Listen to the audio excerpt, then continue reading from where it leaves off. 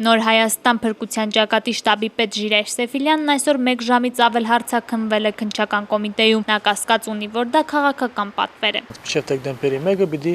զբաղվեն հնարավորինս ակտիվ հոգեբանորեն ազդելու ժողովրդին, մեր շրջապատին։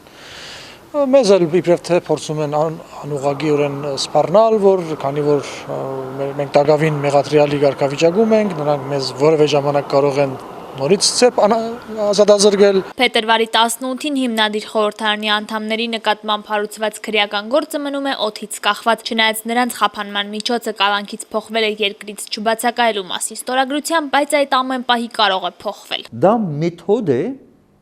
մարդկանց նկատմամբ զսպելու, ճնշելու, ազդեցություն ունենալու, որպեսզի նրանք կառավարվեն, հա, այսպես կոչված, ենթարկվեն իշխանության կամայականությանը։ Արթուր Սաքունցը գործն այսքան ձգձգելը համարում է մարդու իրավունքների խախտում։ Անձը,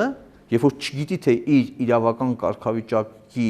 ճակատագիրը ինչ է լինելու, եւ այդ անորոշությունը հանդիսանում է իրապես արժանապատվություն նվաստացնող նույնիսկ վերաբերում։ Անկախ մտավախություններին, սահմանադրական փոփոխություններին ոչ ասող հիմնադիր խորհրդարանի անդամները չեն պատրաստվում ձեռքները ծալած նստել։ Իրենց ձեռքերի ավելի կապված լինելու հանգամանքը, որ հանրաքվեի գործընթացի մեջ ենք եւ մենք էլ իրավական բոլոր չափորոշիչներին անպատասխան մասնակցում ենք այդ process-ին, կաշկանդելու են ռեժիմին իրեն բնորոշ ձևով գործելու։ Հիշեցնենք, որ հիմնադիր խորհրդարանի 5 անդամներ Ժիրայր Սեֆիլյանը, Վարուժան Ավետիսյանը, Գարեգին Չուբքազյանը, Պավել Մանուկյանը եւ Գևորգ Սաֆարյանը մեղադրվում են ապրիլի 24-ին անկարգություններ նախապատրաստելու համար։